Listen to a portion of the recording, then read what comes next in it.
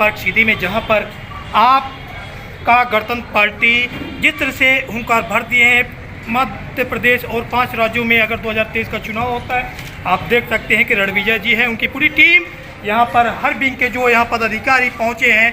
5 राज्यों के पदाधिकारी माने जा रहे हैं कि 5 राज्यों के, चाहे उत्तर प्रदेश की बात की जाए, महाराष्ट्र की बात की जाए या मध्य प्रदेश बिहार की बात की जाए, कई राज्य के लोग यहाँ उपस्थित हैं। तो निश्चित ही जिस तरह से सीधी जिले में अगर हुंकार भर रही है आपका गणतंत्र पार्टी, मध्य प्रदेश नहीं, आने वाले वक्त में 2023 में कई पार्टियों की धड़कनें बढ़ सकती है, चाहे वो कांग्रेस हो, भाजपा हो। नुकसान तो जरूर है।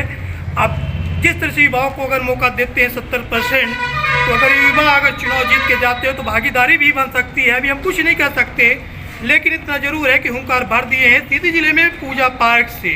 अगर बात की जाए सीधी जिले की गोंद भी शिवराज जी लिए हैं, तो अब देखना होगा, वक्त में बने रहे देखते रहे। जिस तरह से हुंकार भर रही है पूरे मध्य प्रदेश और 5 राज्यों में जिस तरह से अगर है, तो आगे 2023 में चुनाव भी होगा, तो किस तरह संगठन मजबूती होगी, कैसे होगी, किस तरह आप चुनाव लड़ेंगे? अभी तो सबसे पहले सीधी जिले की धरती पे समस्त मीडिया बंधुओं को धन्यवाद आपका गणतंत्र पार्टी राष्ट्रीय कोर कमेटी की ओर से ज्ञापित करता हूं कि आप सभी ने हमारी पार्टी को सीधी में एक अच्छा उत्साह दिया, जिसकी वजह रही कि आज आपके सीधी में आपका गणतंत्र पार्टी एक शंखनाद स्वरूप आगाज कर रही है। और मध्य प्रदेश में रही बात 2023 के चुनाव में, मध्य प्रदेश के 230 सीटों में आपका गणतंत्र पार्टी पूरे उम्मीदवार के साथ उतरेगी। जीत हार जनता के हाथों में रहेगी। अपन लोग अपने संघर्ष को जारी रखेंगे।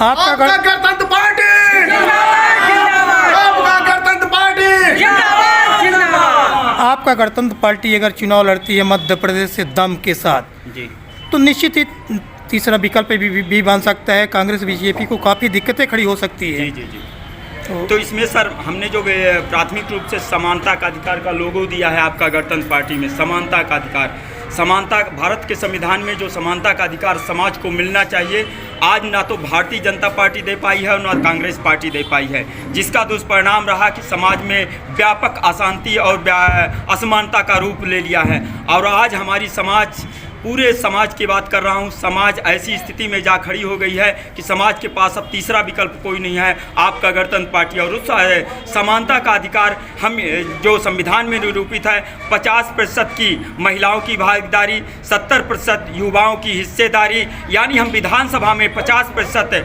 महिलाओं को टिकट देंगे, 70% हम अपने युवाओं को, जिसको आज तक ना तो भारतीय जनता पार्टी कर पाई है और ना 150 वर्ष कांग्रेस पार्टी कर पाई है। उसको समानता के अधिकार को प्रमुख मुद्दा लेते हुए पूरे मध्य प्रदेश में हम उम्मीदवार उतार करके 2023 में सरकार बनाएंगे। जिस तरह से अगर बात की जाए जी, सीधी जिले की बात की जाए, जहां पर एक विभाग की हम बात करते हैं कृषि विभाग जी, यहाँ पर कर्मचारियों काफ़ी रिक्त पदें पड़ी हुई हैं। तो पूरे मध्य प्रदेश में कृषि विभाग के कितने रिक्त पदें पड़ी होंगी?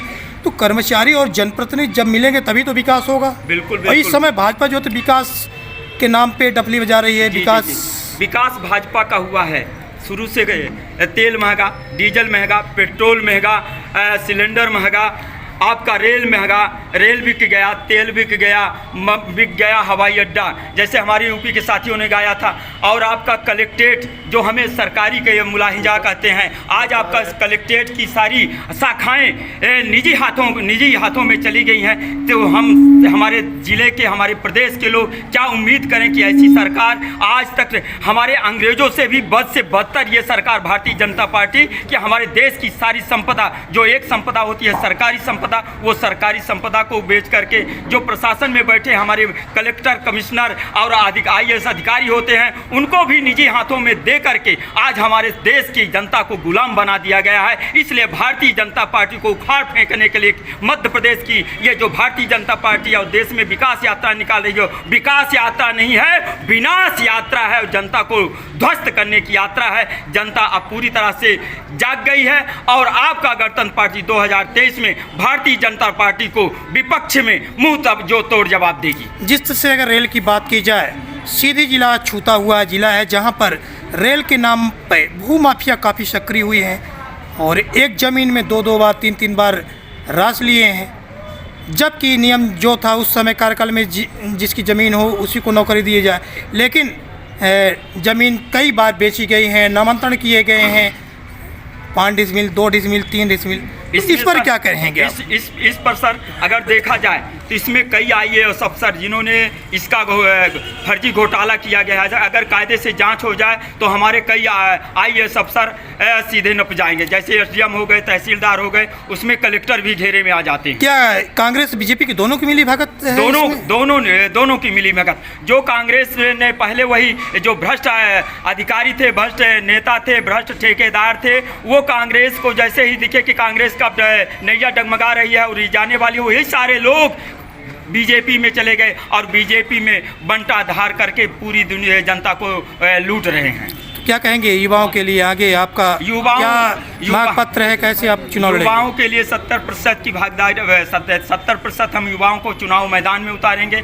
इसमें ना तो हमारा कोई जात बंधन है, हमारे युवा चूंकि बेरोजगार हैं आज पूरे भारत में, और उनके लिए हमने जो अपना मैनिफेस्टो दिया है समानता के अधिकार के तहत, उनको विधानसभा और लोकसभा में भेजेंगे। जब हमारा युवा नेतृत्व करेगा, हमारी माताएं नेतृत्व करेंगी, तो जब हमारी माताएं गृह चला लेती हैं तो सरकार चला लेंगी, और हमारे युवा जब हिंदुस्तान की बागडोर और देश को आज़ादी दिला सकते हैं तो हमारे युवा मध्य प्रदेश नहीं पूरे भारतवर्ष में आपका गणतंत्र पार्टी के नेतृत्व में सरकार चला लेंगे। यही हमारी अपेक्षा है, यही हमारी मैनिफेस्टो है।